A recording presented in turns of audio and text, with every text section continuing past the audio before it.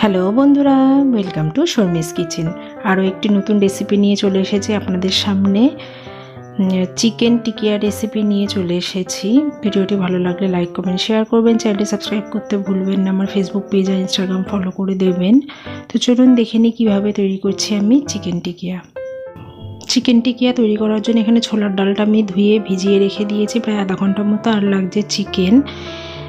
আমি এখানে solid piece নিয়েছি, একটু হাড় সহ, আপনারা হাড় ছাড়াও পুরোপুরি নিতে পারেন। তো যে কড়াইয়ের মধ্যে আমি সিদ্ধ করব এগুলো, তার মধ্যেই একবারে ডাল, চিকেন, পেঁয়াজ কুচি, লবণ, হলুদ, শুকনো লঙ্কার গুঁড়ো, ধনে গুঁড়ো, জিরে গুঁড়ো, গরম মশলার গুঁড়ো, আদা বাটা, রসুন বাটা দিয়ে দিচ্ছি।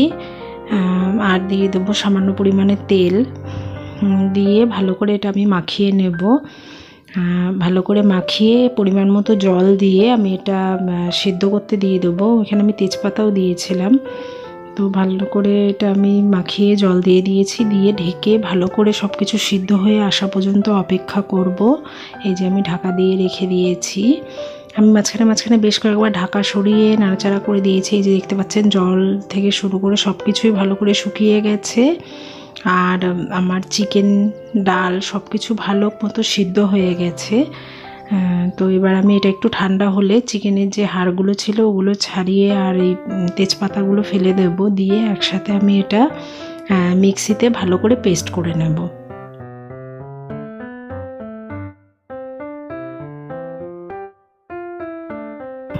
আমি এখানে যে পুরো মিশ্রণটা মিক্সি বাটির মধ্যে দিয়ে একটা স্মুথ পেস্ট করে নিয়েছি। এবার আমি এর মধ্যে দিয়ে দেবো ধনে পাতা কুচি, কাঁচা লঙ্কা কুচি দিয়ে দেবো পরিমাণ মতো, ঝালটা আপনাদের টেস্ট অনুযায়ী দেবেন। আর দিয়ে দেবো এখানে একটা ব্রাউন ব্রেড নিয়েছি আমি, এটাকে জলের মধ্যে একটু ভিজিয়ে নরম করে নিয়েছিলাম। জলটা পুরো ফেলে দিয়েছিলাম চিপে। তারপরে এর মধ্যে দিয়ে দিচ্ছি একটা ডিম, আর লাগছে লবণ, আর গরম মশলার গুঁড়ো দিয়ে দিয়েছি পরিমাণ মতো। দিয়ে ভালো করে মাখিয়ে নেব।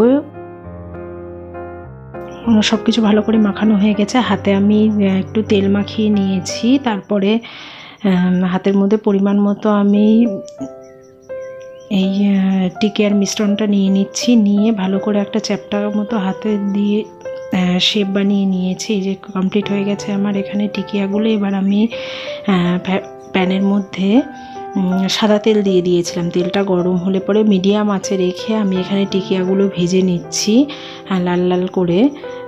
তো টিকিয়াগুলো এখানে আমার সবগুলো ভাজা হয়ে গেছে।